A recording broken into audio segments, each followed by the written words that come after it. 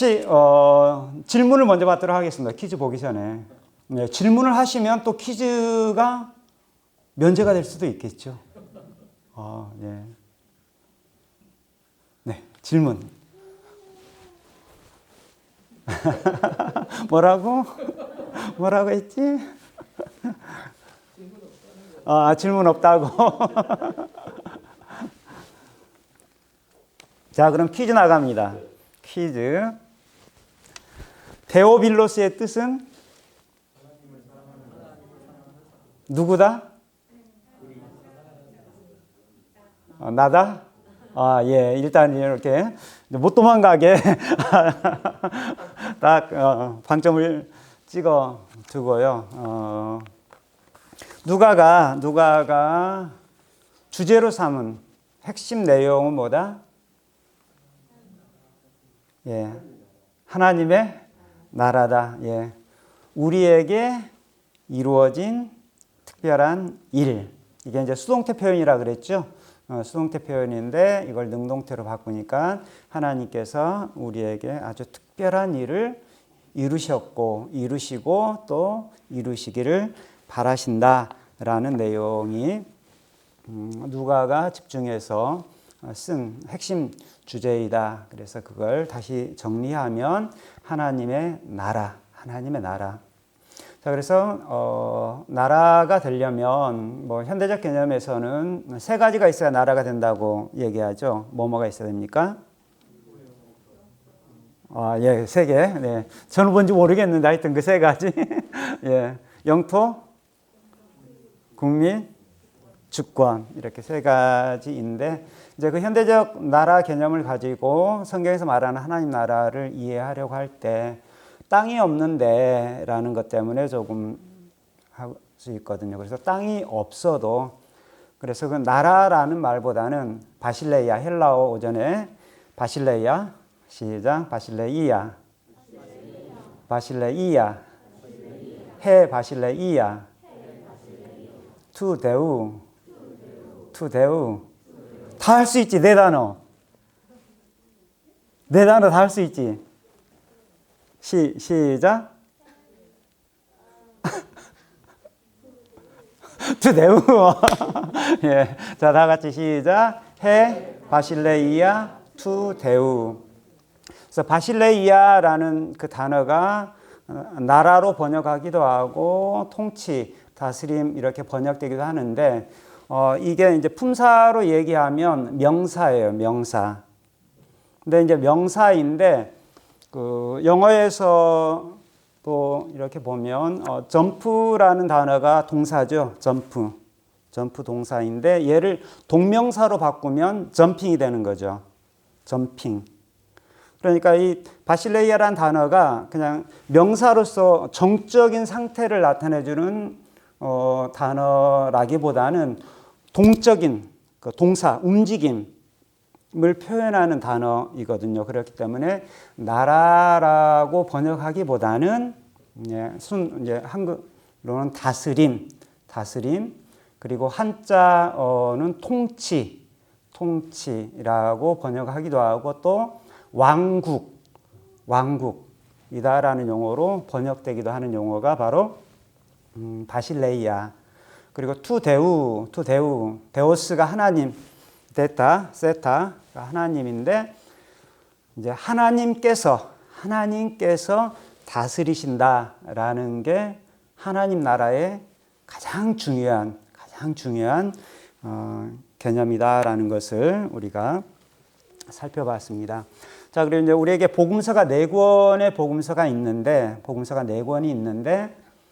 우리는 뭐 그 복음서 내용일 거다라고 생각을 하는데 전혀 다른 맛이 있거든요. 아주 전혀 다른 맛이 있습니다. 마가복음 나름대로의 아주 톡 쏘는 맛이 있고요. 또 마태복음 나름대로 좀 힘 있는 그런 메시지가 있는데 누가복음이 4복음서 중에 24장까지 있지만 4복음서 중에서 가장 긴 책이다. 네 권의 긴 책이고 또 하나 특이한 점은 누가복음 다음에 뭐가 이어지고 있다? 사도행전이 이어지고 있다라고. 그래서 이제 쓰는 말이 누가행전이라는 말을 쓰고 있어요. 누가 붙임줄 그리고 행전. 이 말은 뭐냐면 누가복음과 사도행전이 한 권이다. 전체가 한 권이다라는 것을 나타내 주는. 또 이제 다른 말로는 누가 문서라는 그러한 표현으로 쓰고 있습니다. 자, 그래서 이제 누가복음 관련해서 공간적 배경이 아주 중요하다라 그랬죠. 공간적 배경이 중요하다고 말씀드렸는데 어디에서 시작해요? 첫 장면은 어디 장면이다? 예루살렘이다. 그리고 마지막 장면도 예루살렘이다. 그리고 사도행전 시작도 뭐다? 예루살렘이다. 자, 그래서 예루살렘을 기점으로 해서 예루살렘으로 가고 또 예루살렘을 출발해서 세계화로 진행되어지는 게 누가행전의 공간 확장 개념이다라고 말씀을 드렸습니다. 자, 그래서 이제 우리의 관심은 누가복음 읽을 때 우리의 관심은 과연 하나님께서 하시고자 하는 일이 뭘까? 하나님께서 하시고자 하는 일이 뭘까에 관심을 두자라고 했습니다. 그것은 바로 구원 사역이죠. 구원 사역. 또 하나 이제 생각해야 될 건 뭐냐면 구원이라고 했을 때 그 구원의 내용을 너무 좁히지 않았으면 하는 그러한 것을 강조하고 싶습니다. 보통 이제 구원 받았다라고 하면 죄 용서받고 천국에 갈 수 있는 그러한 상태를 구원의 개념으로 많이 이야기하는데 누가복음에서의 구원의 그 글을 쓴 그것을 포함해서 우리가 기본적으로 고백하고 있는 복음의 내용을 포함해서 더 폭넓은 구원의 개념을 말하고 있다. 그러니까 마태나 마가 같은 경우는 임박한 종말 사건을 강조한다고 하면 누가복음은 종말 사건을 상당히 뒤로 연기하고 있습니다. 지연시키는 정확한 용어이지는 않은데 쉽게 표현하면 그래서 오전에는 뭐라고 제가 표현했습니까? 종말의 사건을 좀 약화시킨다, 상대화시킨다라는 그런 표현을 했지 않습니까? 그러면서 이제 중간 부분의 내용이 굉장히 분량을 많이 할애하고 있다라고 말씀을 드렸죠. 9장 51절부터 19장까지 할애를 하면서 제자들 신앙 공동체가 오늘날로 얘기하면 교회가 이 땅에 오랫동안 살면서 세상 가운데 어떤 문화를 만들면서 이제 우리가 오늘 교회 오기 전에 정말 황망한 그런 사건으로 어지럽잖아요, 지금요. 또 이제 우리 그리스도인 신앙 공동체로서 그러한 젊은이 문화에 대해서 좀 생각할 바도 많은데 이태원에서 있었던 그 사건 관련해서요. 오히려 누가복음이 우리 교회 공동체에게 굉장히 많은 이 땅에 살면서 어떤 모습으로 살아가야 할지를 목소리 높여서 힘주어서 강조하고 있는 그런 내용입니다. 그리고 제자를 통해서 그러한 신앙 공동체가 이 땅에 오래오래 거하면서 어떤 모습으로 사회에 기여할지 문화를 이끌어갈지를 강조한다라고 말씀드렸습니다. 자, 이제 그 핵심 개념이 조금 이따 나오겠지만 추상명사가 오전에 몇 개 나왔을 거예요. 추상명사. 나무랄 데가 없다. 이거 추상명사로 하면 뭐죠? 명사화하면 나무랄 데가 없다. 예. 한자어로 올바름이라는 추상명사가 있고요. 그 다음에 우리 나온 것처럼 사실은 영광도 추상명사죠. 그래서 정영환 전도사가 실체가 아니에요, 저 양반이. 추상명사이기 때문에 허상이야. 예, 그리고 평화라는 용어. 헬라어로 평화가 뭐였죠? 샬롬은 아람어 히브리어이고 헬라어로는 에이레네. 또 역시 추상 명사죠. 그 다음에 자비.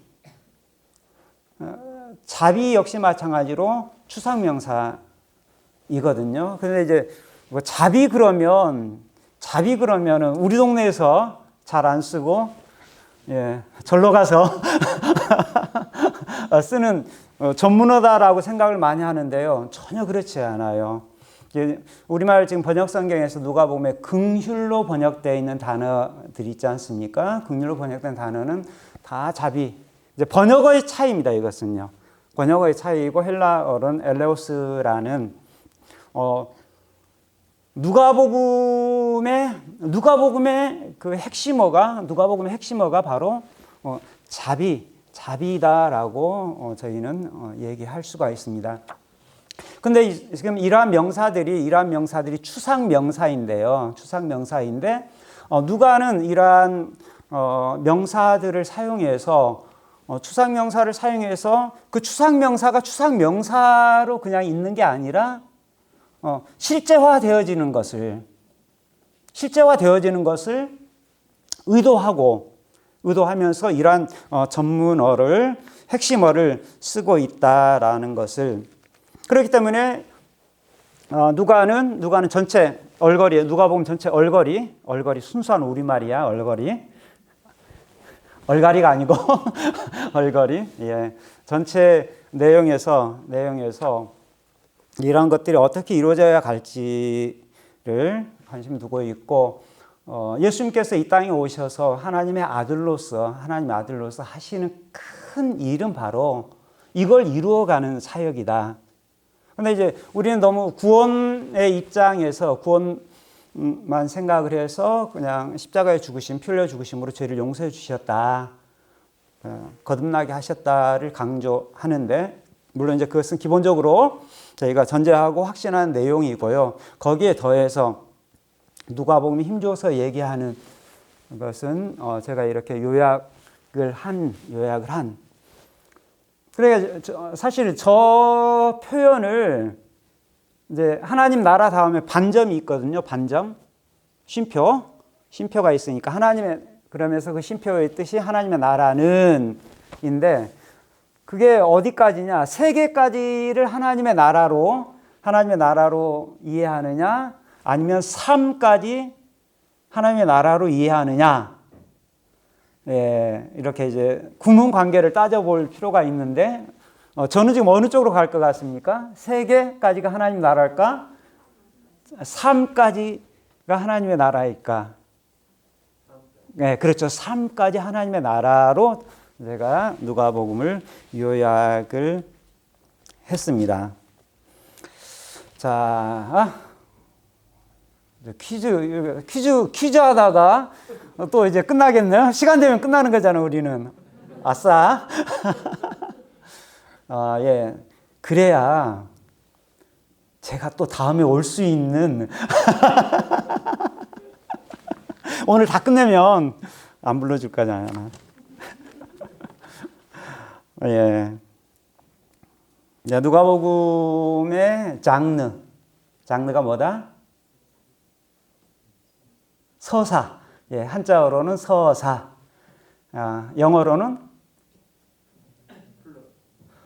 플롯. 예, 영어로는 내러티브라고 그랬죠. 이야기 형식의 글이다. 그러니까 이제 국어 시간에 글은 크게 나누면 두 종류로 나눈다고 했어. 그렇죠? 무슨 문하고 무슨 문? 앞문하고 뒷문? 중문도 있어?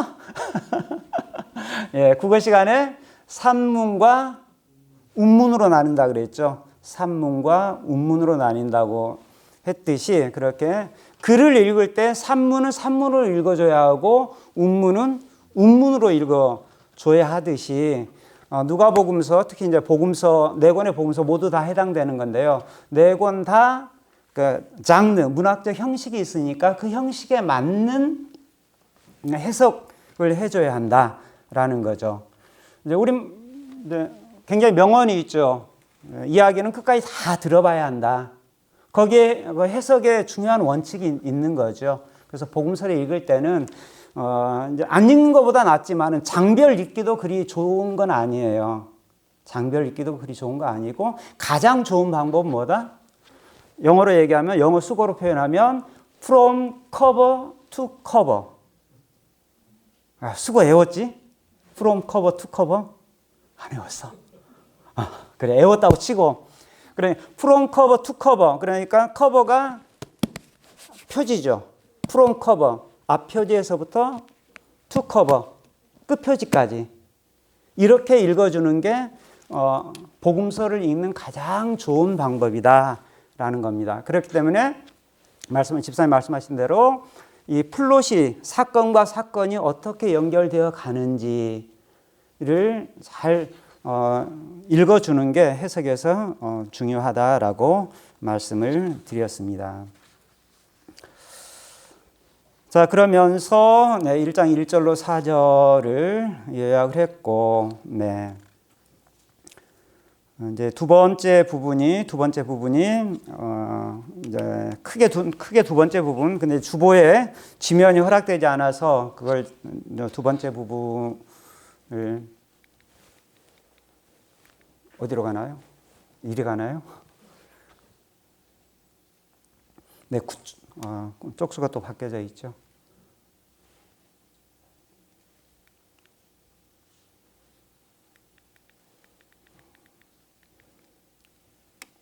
네, 데오빌로 있는 면을 한번 찾아주시면 감사하겠습니다. 데오빌로스. 자, 그리고 나서 이제 크게 두 번째 부분을 세분화하면서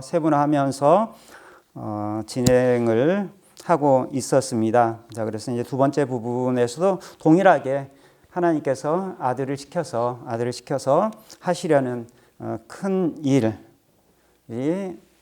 예루살렘에서부터 시작해서 이루어져 간다라고 그래서 1장 5절로 25절에서는 의로운 삶 아까 추상명사 얘기 잠깐 했지요. 의로운 삶을 살 것을 얘기하고 그다음 26절 이하에서는 우리가 과연 누구의 다스림을 받으실 것인가. 원래는 그러니까 하나님의 나라에서 개념에서 그 왕은 다스리는 주체는 누구신가요? 하나님의 나라니까 하나님께서 다스리신 거잖아요. 그런데 이제 하나님께서 직접 다스리기보다는 신약시대에 와서는 당신의 아들 예수 그리스도를 통해서 다스리시는 거죠. 그래서 이제 예수님을 우리가 부를 때 뭐라고 부릅니까? 그리스도라고 부르죠. 크리스토스는 헬라어이고요. 그리스어이고 아람어나 히브리어는 메시아예요. 메시아 뜻이 뭐죠? 기름 부음을 받은 기름 부음을 받으신 분이라고 보통 우리가 대답을 하는데 이 대답에서 정말 중요한 게 빠졌어요. 이 대답에서 아주 중요한 게 빠졌는데 그건 바로 뭐냐면 앞으로 이제 대답을 하실 때 꼭 앞에 더 추가해서 대답을 하시깁니다. 하나님께서 하시려는 그 특별한 일을 위하여 하도록 기름 부으심을 받으신 분이 메시아 크리스토스 뜻이다라고 대답을 하시는 게 좋습니다. 더 중요해 이건 노른자이를 빼먹고 대답한 셈이거든요. 그렇기 때문에 하나님께서 하시고자 하는 그 특별한 일을 하시도록 기름 부음을 받으신 분이라는 뜻이 그리스도 메시아 뜻이다라는 것을 새롭게 강조하고요. 26절로 38절이 바로 왕이신 예수님의 다스림을 받으면서 하나님 백성으로 산다라는 데요. 이거요. 그 다음에 하나님이 이루시는 자비로운 구원 활동. 그러니까 우리를 구원해 주시는 게 자비로운 구원 활동이다라는 내용이죠. 여기서 쭉쭉 넘어가서 다시 설명을 드렸고요.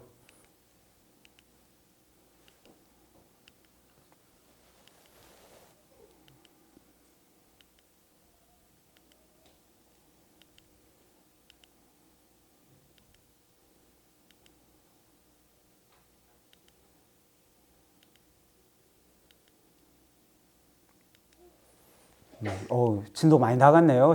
보니까. 예, 오전에 열심히 했어요. 사실 오전에 너무 여러분 집중력이 좋으셔가지고 이거 계속 가야 하는데 이 분위기 계속 타야 하는데 상당히 아쉬웠습니다.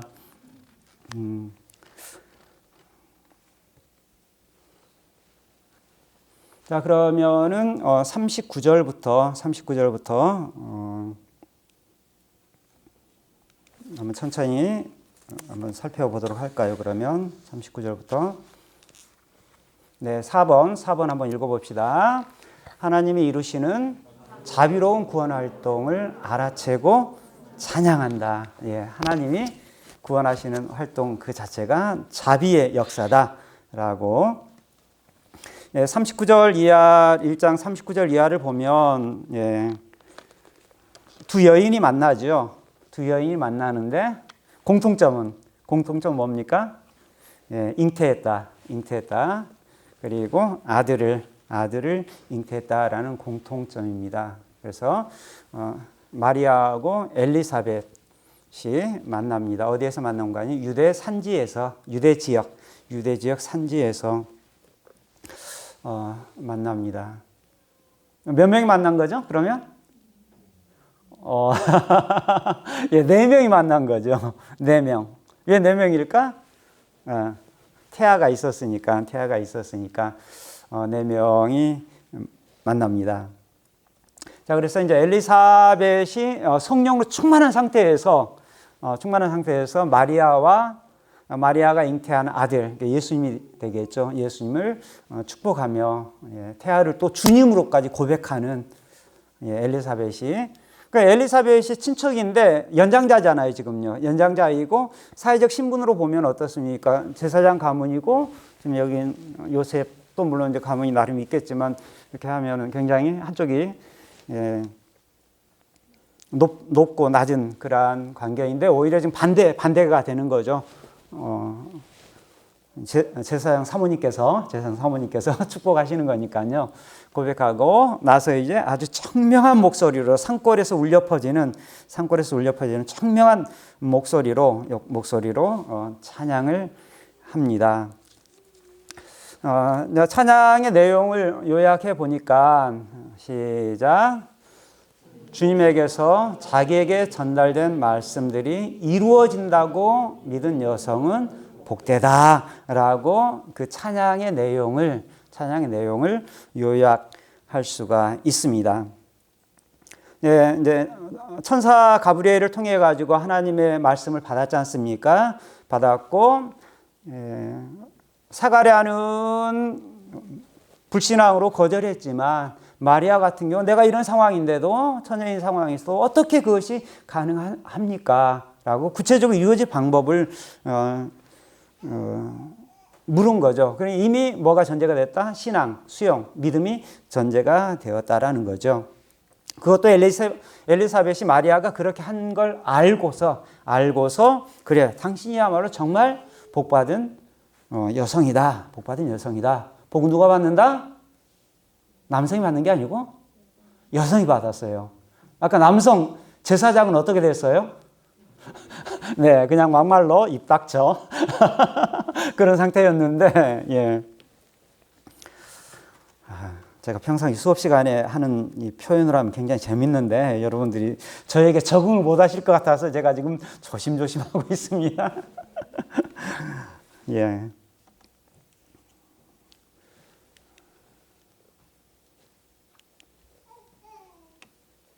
자, 그리고 나서는 이제 마리아 46절 이하에서 마리아의 찬가가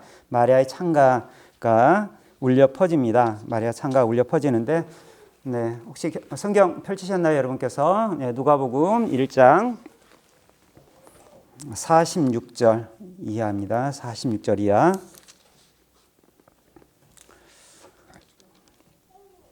자, 같이 한번 천천히 읽어보겠습니다. 시작. 마리아가 이르되 내 영혼이 주를 찬양하며 내 마음이 하나님 내 구주를 기뻐하였음은 그의 여종의 비천함을 돌보셨습니다. 보라, 이제 후로는 만세 나를 복이 있다 일컬이로다.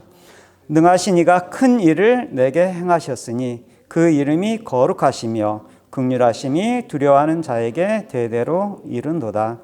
그의 팔로 힘을 보이사 마음의 생각이 교만한 자를 흩으셨고 권세 있는 자를 그 위에서 내리치셨으며 비천한 자를 높이셨고 줄이는 자를 좋은 곳으로 배불리셨으며 부자는 빈손으로 보내셨도다. 그 종 이스라엘을 도우사 긍휼히 여기시고 기억하시되 우리 조상에게 말씀하신 것과 같이 아브라함과 그 자손에게 영원히 하시리로다 하니라. 아멘. 자, 누가 부른 노래라고요? 마리아가 부른 노래예요.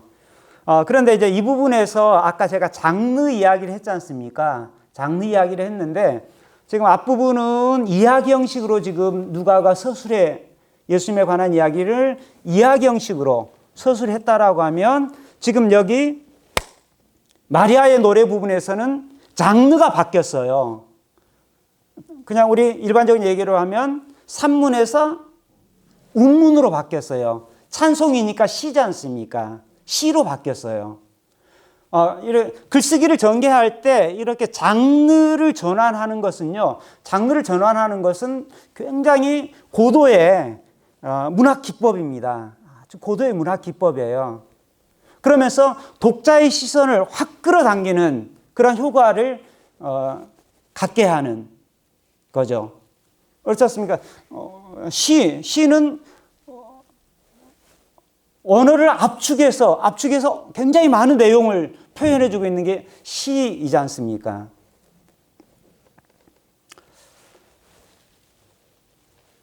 자, 그래서 굉장히 멋진 이 찬양인데 압축을 제가 또 했어요. 마리아는 비천한 자기를 자비로 축복하신 하나님을 찬양했다라고. 네. 50절에 어떤 단어로 시작하고 있습니까? 50절에 긍휼이라는 단어가 50절에 있지요. 긍휼이라는 단어가 나오면 그걸 뭘로 바꾸자? 예, 자비로 바꾸자. 사실 둘 다 같은 한자어이긴 한데 좀 그런 느낌이 뉘앙스 있는 것 같아요. 긍휼 그러면 좀 내면적인 그러한 말맛, 예, 어감, 한자어, 말맛은 순수한 우리말, 영어로 뉘앙스가 있는데 자비 그러면 왠지 뭡니까? 좀 더 규모도 크고 실제로 실천하는 그러한 의미까지도 담고 있어서 제가 자비로 표현을 했습니다. 예, 비천한 자기를, 마리아를 자비로 축복하신 하나님을 자비 활동을 찬양을 합니다. 힘 있는 부자를 내리치고 가난에 처한 사람을 높이시는 이른바 사회 경제적 반전, 한판 뒤집기입니다. 한판 뒤집기. 누가의 목소리가, 누가의 이야기 서술이 굉장히 부드러운 듯 하면서도요, 그 메시지는 굉장히 혁신적이죠. 아주 혁신적입니다. 예, 사회 경제적 반전.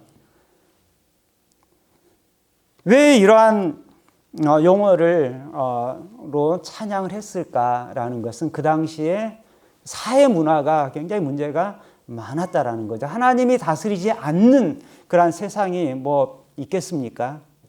하나님께서 다스려서 임재하셔서 이루시고자 하는 그 일에는, 그 하나님께서 이루시는 구원의 큰 사역은 어느 국면까지도 포함한다. 영적 국면만, 죄사함의 영적 국면만이 아니라 이런 사회 경제적 국면까지도 하나님께서 하시고자 하는 큰 구원의 범주 안에 포함된다라는 것을 마리아의 찬양에서 볼 수가 있습니다. 누가복음의 핵심어가 자비라고 했는데요. 우리가 지금 여기 50절에서 긍휼이라는 단어가 있고요. 그리고 제가 55절이라고 했는데 이건 번역상의 문제로 차이가 좀 나는데 우리말 성경에서는 긍휼이라는 단어가 몇 절에 있나요? 네, 54절에. 네, 그렇죠. 54절에 긍휼이라는 단어가 있습니다. 자, 이처럼 하나님의 자비 활동, 그분의 자비 활동, 그리고 이제 두 번째 있는 헬라어 단어는 그분께서 자비롭게 활동하셨다를 나타내는 그러한 표현인데요. 약속대로 이스라엘을 비롯해 모든 신실한 백성에게 대대로 이루어지기를 바라면서 마리아의 찬가가 이어지고 있습니다. 예.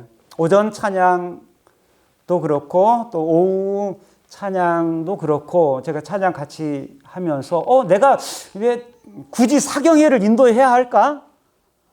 이런 생각을 저는 잠시 했어요.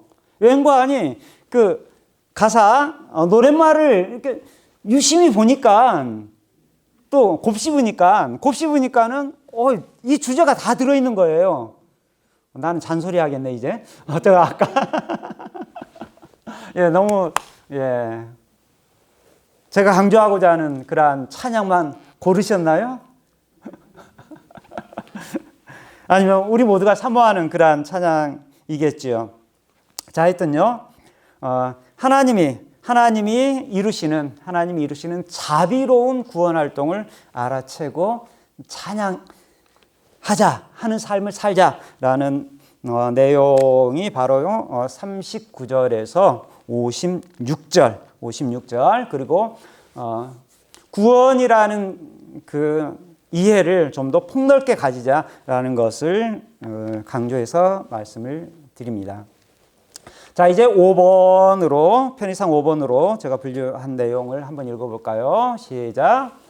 하나님의 자비사역 목적대로 거룩함과 의로 하나님을 섬기며 평화를 누린다. 핵심어는 이제 막 엄청나게 쏟아지는 거죠. 하나님 자비와 관련해서 거룩함, 의. 거룩함이나 의나 사실은 동의어 반복이죠, 이것은요. 거룩함은 그냥 우리말이고 의는 한자어고, 거룩하다를 부정적으로 표현하면 뭐가 되죠? 거룩하다를 부정적으로 표현하면 더러움이 없다. 더러움이 없으니까 깨끗하다. 깨끗하면 거룩한 거다. 그걸 한자어로 쓰면 올바르다. 의다. 그러니까 동의어 반복으로 이해하시면 되겠습니다. 자, 그러면서 평화라는 단어가 나왔습니다. 자, 엘리사벳이 아들을 낳습니다. 아들을 낳습니다. 자, 그런데 이제 기뻐하는 기쁨의 잔치가, 기쁨의 향연이 펼쳐지는데 주변 사람들이, 이웃과 친척들이 누구의 자비다? 주님의 자비다라고 고백하면서 기뻐합니다. 주님의 자비다라고 기뻐하지요. 자, 그러면 이제 아들을 낳았어. 그럼 할례를 행하고 그때에 이름을 지어야 되죠. 그러면 이제 유대인들의 장명소 생각나나요? 자, 우리 문화에서 장명소는 별로 안 좋은 느낌인데요. 하여튼 이름을 짓습니다. 이름을 지어. 그러면 그 이름을 지을 때 그 이름은 대부분 유대인의 이름은 아버지의 아들 이런 식으로 이름을 짓거든요. 아버지의 아들이라는 이름을 지어요. 그러니까 아버지가 지금 누굽니까? 요한 같은 경우는 사가랴. 사가랴가 들어가야 해요. 사가랴라는 이름이 들어가야 하는데 가브리엘이 뭐라고 예언했습니까? 천사 가브리엘이 이름을 뭐라고 지으라고? 요한이라고 지으라고 했어요. 그런데 이제 문중의 어르신들은 우리 집 가문의 자식이니까 뭐가 들어가야 된다? 사가랴가 들어가야 된다라고 하는데 그 와중에 갑론을박하는 와중에 누가 끼어드는 거 아니? 엘리사벳이 끼어듭니다. 엘리사벳이 끼어들어요. 아니라고. 뭐라고 해야 된다? 요한이라고 지어야 한다라고 끼어듭니다. 그래서 요즘 우리 문화에서는 뭐 그렇죠. 며느리도 한마디 할 수 있고 딸도 한마디 할 수 있고 그런데 그 당시 2000년 전에 유대 문화에서는 감히 이건 감히 어디 문중해야 하는데 여성이 이불 뻥끗해? 그럴 수 있는 상황이죠. 그러니 굉장히 문화적으로 보면 굉장히 혁신하는 그런 모습이 되어 있습니다. 아까 이제 반전 얘기, 엎어치기 얘기했지 않습니까? 남성 중심의 가부장적인 문화에서 이 엘리사벳 여성의 활약을 강조하는 거죠. 자, 그러면 이때 누가 중재로 나서는 거 아니? 제사장 사가랴가 딱 한 필치 하는 거죠. 사가랴가 한 필치 쓰는데 자기 이름을 쓰는 게 아니라 뭐라고 쓴다? 요한이라고 쓴다. 요한이라고 쓰는 거죠. 왜? 그렇게 들었기에. 그렇게 함으로 비로소 이제 사가랴는 언어 장애가 풀리죠. 말을 할 수 있는 그러한 상황이 됐습니다. 자, 그래서 사가랴가 찬송을 하게 되는 거죠. 또 주변 사람들도 유대 사람들도 아예 이제 요한에게 관심을 집중하면서 뭘 인식했는가 하니 주님의 손이 여호와의 손이 이 아이와 함께 있구나라는 것을 알게 되죠. 관심을 기울입니다. 자, 사가랴는 하나님의 자비 사역을 성령으로 예언을 합니다. 자, 우리 성경 한번 펼쳐볼까요? 성경 펼쳐보면 67절 이하 보니까 그 붙인 사가랴가 성령의 충만함을 받아 예언하여 이르되 시작 찬송하리로다 주 이스라엘의 하나님이여 그 백성을 돌보사 속량하시며 우리를 위하여 구원의 뿔을 그 종 다윗의 집에 일으키셨으니 이것은 주께서 예로부터 거룩한 선지자의 입으로 말씀하신 바와 같이 우리 원수에게서와 우리를 미워하는 모든 자의 손에서 구원하시는 일이라. 우리 조상을 긍휼히 여기시며 그 거룩한 언약을 기억하셨으니 곧 우리 조상 아브라함에게 하신 맹세라. 우리가 원수의 손에서 건지심을 받고 종신토록 주 앞에서 성결과 의로 두려움 없이 섬기게 하리라 하셨도다. 이 아이여 내가 지극히 높으신 이의 선지자라 일컬음을 받고 주 앞에 앞서가서 그 길을 준비하여 주의 백성에게 그 죄사함으로 말미암는 구원을 알게 하리니 이는 우리 하나님의 긍휼로 인함이라. 이로써 돋는 해가 위로부터 우리에게 임하여 어둠과 죽음의 그늘에 앉은 자에게 비치고 우리 발을 평강의 길로 인도하시리로다. 아멘. 자, 여기서도 마찬가지죠. 조금 전에는 아까 마리아의 찬송 부분은 운문이고 그리고 나서 요한의 이름 짓는 부분은 산문이고 다시 또 장르를 바꿔가지고 뭘로? 운문으로 또 누가 가요? 노벨상 그때 노벨상 그 이상의 상이 있었어야 돼요. 사실은요. 아주 탁월한 성령의 감동으로 기록됐으니까 이럴 거다. 아멘. 이라고 하면 좀 재미없어요. 누가 그래 누가가 그렇지.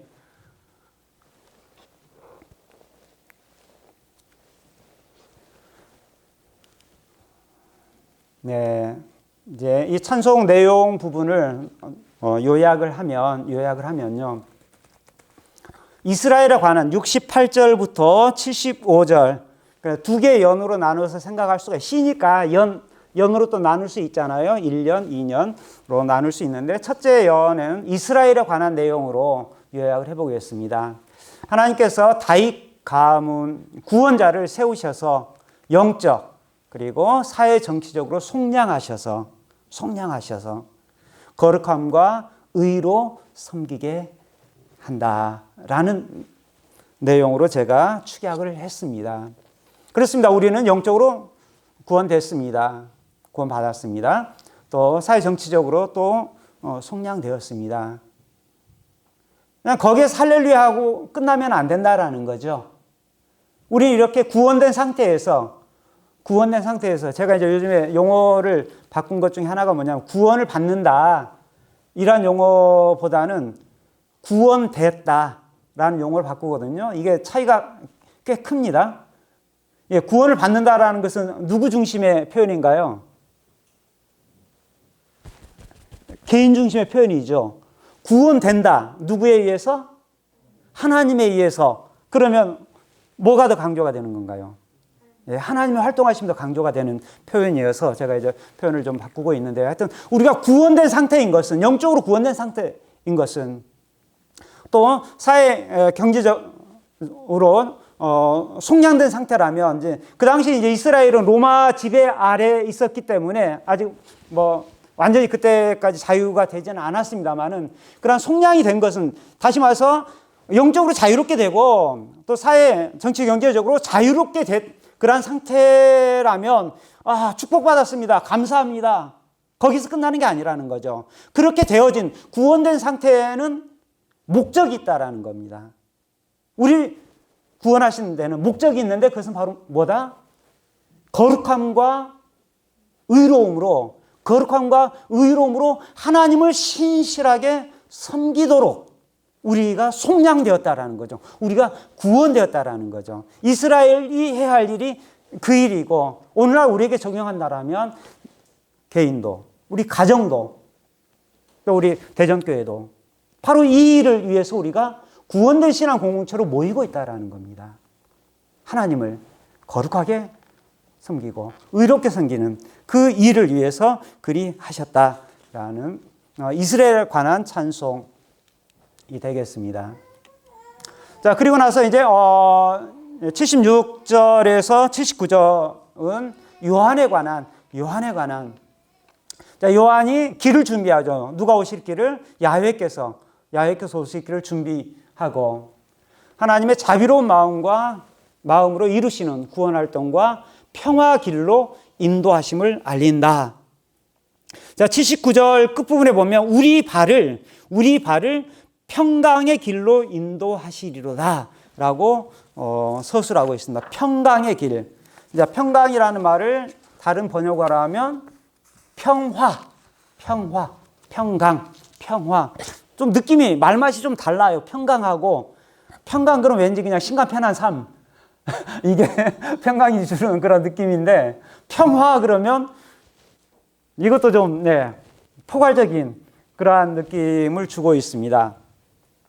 평강이 됐든 평화가 됐든 이건 헬라어 뭘 번역한 거다? 에이레네. 왜 이러니가 아니고 에이라네 이것도 아니고요. 에이레네.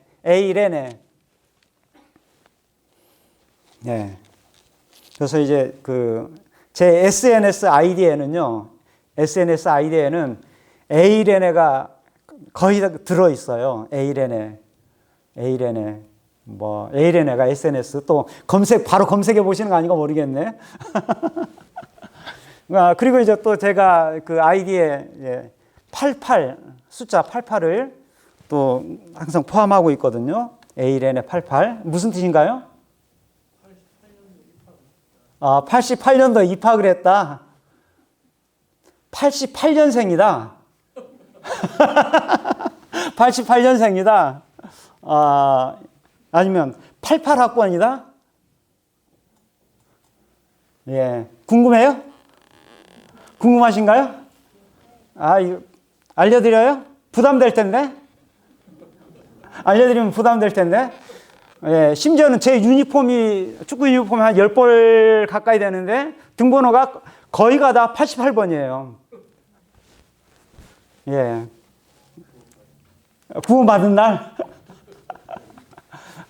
예. 날이 맞습니다. 제 생일이에요. 네. 예, 제 생일입니다. 요즘에 기프트콘도 있고 막 그러잖아요.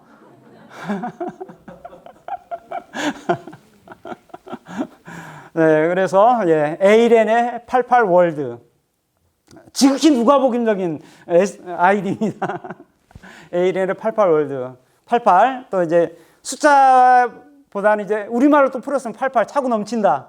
역동적이다. 뭐 이런 거지 않습니까? 그런 세상에서 살고 싶어가지고 제가 이제 아이디를 그렇게 만들고 있는데 하여튼, 누가복음에서 아주 중요한 단어, 우리 발을 평강의 길로 인도하신다라고 사가랴가 하나님의 그 자비로운 큰 일을 이스라엘에 관해서 찬양을 하고 또 요한에 관해서 찬양한 부분이 바로 시 형태로 67절로 80절입니다.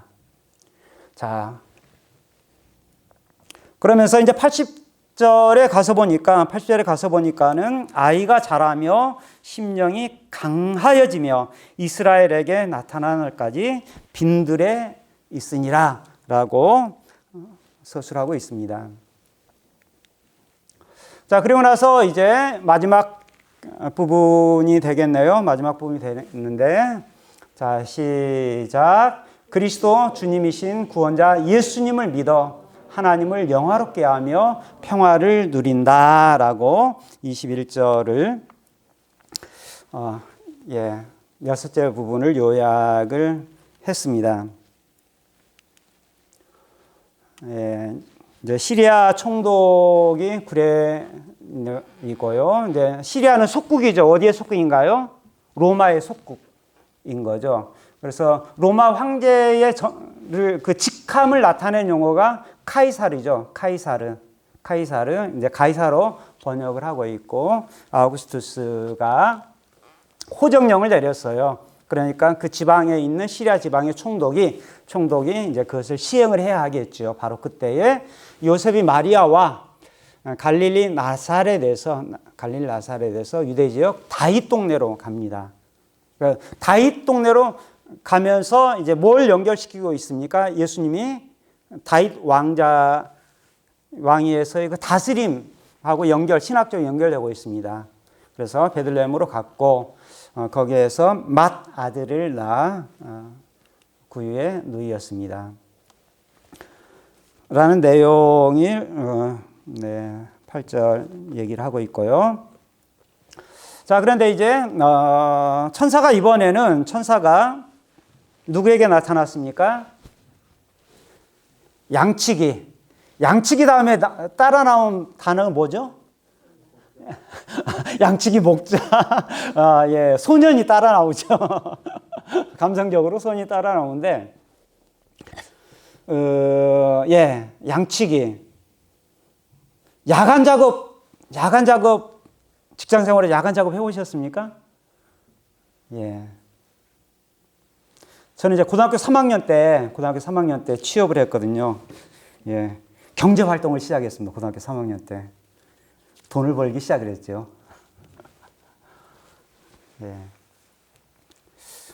제 전공이었어요. 뭔 말이에요, 이거는? 고등학교 때 전공이었어요. 전기라는 전기과, 실학계 고등학교 전기과를 했는데, 이제 군산으로 취업해서 갔는데, 이제 전기과니까 변전실에서 근무를 했지요. 그러면 이제 주간에 작업을 하다가 뭐 모터가 탔다랄지 아니면 변압기가 터졌다랄지 하고 그러면 야간 작업을 위험하게 거의 뭐 전기 살려놓고 작업을 다 또 공장을 돌아가게 해야 하니까요. 위험한 상황도 많이 있었거든요. 그래, 우린 목동이라는 말에 굉장히 목가적인 생각을 할 테인데요. 낭만적인 생각을 할 테인데 전혀 그렇지가 않아요. 제가 조금 전에 제가 잠깐 말씀드렸던 것처럼 들은 지금 밤에도 일을 해야 하고 지키고 해야 되는 것이죠. 그리고 집에 생활하는 게 아니고 야영 생활을 해야 하는 거죠. 자, 이것은 바로 뭔가 하니? 사회적으로 주변인 변두리 사람, 계층적으로 얘기하면 그 서열이 굉장히 낮은, 어려운, 힘든 일을 하는 그러한 계층의 사람인 것을 나타내주는 표현입니다. 자, 그런데 천사의 무리가 누구에게 다가갔다라는 겁니까? 그들에게 다가갔다라는 거예요. 자, 그러면서 오늘 너희에게 그리스도이시자 주님이신 구원자께서 다윗 동네에 태어나셨다라는 기쁜 소식을 전하고 있습니다. 그 대상이 누구다? 그 대상이 야간 작업하고 있는, 야간 근무하고 있는 양측이다라는 점은 하나님께서 이루시고자 하는 그 자비로운 활동의 우선적인 수혜자가 누구냐? 우선적인 수혜자가 누구냐? 바로 이렇게 주변 사람이라는 거죠. 낮은 사람이라는 거죠. 그래서 누가복음의 특징 중에 하나가 뭐냐면 이렇게 가난한 사람, 힘들고 어려운 사람에게 우선적으로 하나님의 나라가 그들의 것이다라는 것을 강조하는 게 누가 메시지의 핵심 내용입니다.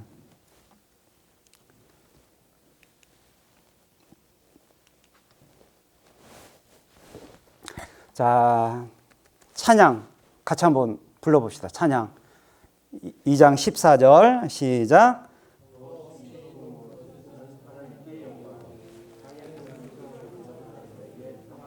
네. 더없이 높은 곳에서는 하나님께 영광이요 땅에서는 은총을 받은 사람들에게 평화로다.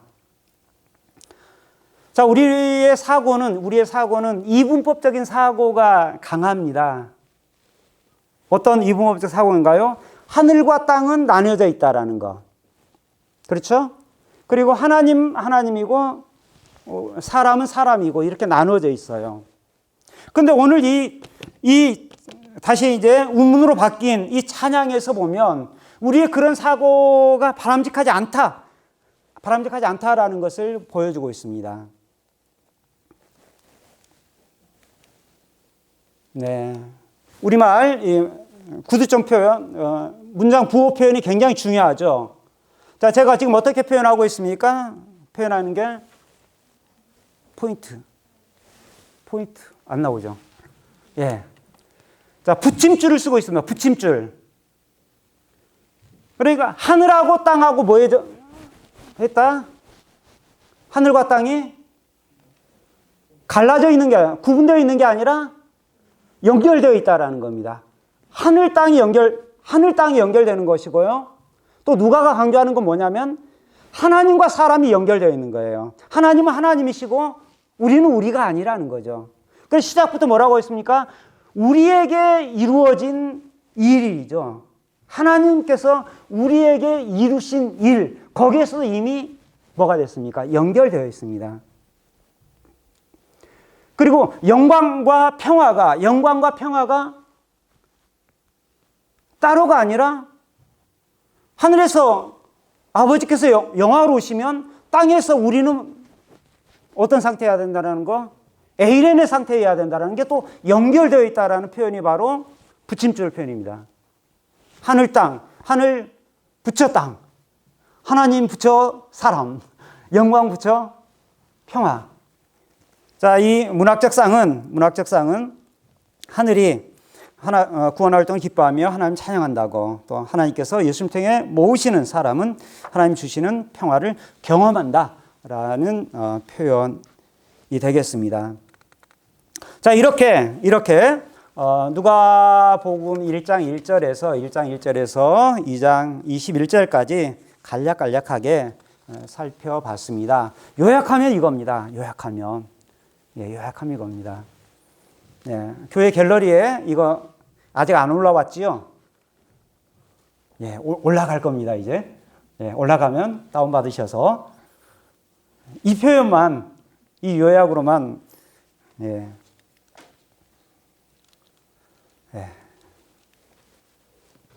자, 사경의 뜻이 뭐다? 예, 교인이 모여서 성경을 공부하는 시간이 사경회다.